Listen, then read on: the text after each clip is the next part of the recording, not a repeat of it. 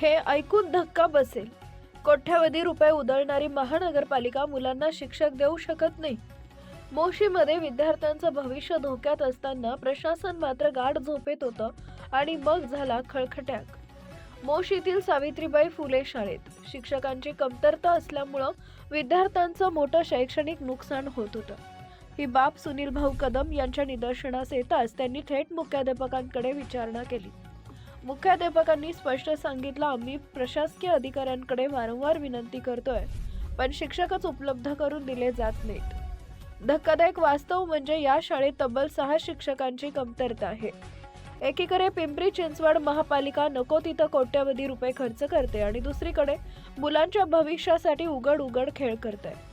सुनील भाऊ कदम यांनी प्रशासकीय अधिकाऱ्यांना थेट जाब विचारताच फोनवरचं उत्तर आलं, 2 दिवसात शिक्षक उपलब्ध करून देतो. सुनील भाऊ कदम स्पष्ट सांगतात, जर 2 दिवसात शिक्षक मिळाले नाही तर प्रशासनाकडे लेखी तक्रार करू आणि तरी दखल घेतली नाही तर कायदेशीर मार्ग अवलंबाला जाईल. एक सामान्य माणूस सुद्धा सिस्टीम हादरवू शकतो, फक्त आवाज उठवायची हिंमत पाहिजे. मी आहे सिटीजन. मुलांच्या भविष्याशी खेळणाऱ्या यांना गप्प बसून देणार नाही. आज फोन, उद्या बदल. हॅलो. हा मॅडम, आहे का वेळ बोलायला? हा बोल, फोन आला होता. बोला. ते माझा मुलगा संतपीठामध्ये 200 मुलांमधून नंबर लागला होता त्याचा ज्युनियर KG ला. मग तर नंबर पण 1-2 वर्ष काढले. त्याच्यानंतर आपल्या मोशी मधल्या सावित्रीबाई फुले शाळेमध्ये आणले कॉर्पोरेशन. जिथं मी लहानाचा मोठा झालो, ज्या शाळेमध्ये मी माझी विद्यार्थी आहे त्या शाळेत मी माझ्या मुलाला टाकले.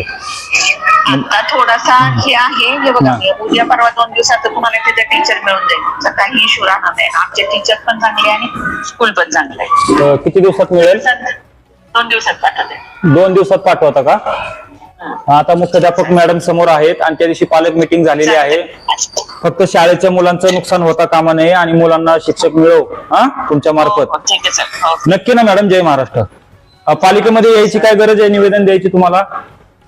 काय नाही, आता तुम्ही सांगितलं म्हणजे तेच ब्रह्मवाक्य सर. ठीक आहे. जय मॅडम, जय महाराष्ट्र. तुमच्यासारखे अधिकारी असल्यावर आम्हाला नक्कीच प्रशासनात काम करायला आवडेल. नक्की. धन्यवाद. जय महाराष्ट्र मॅडम.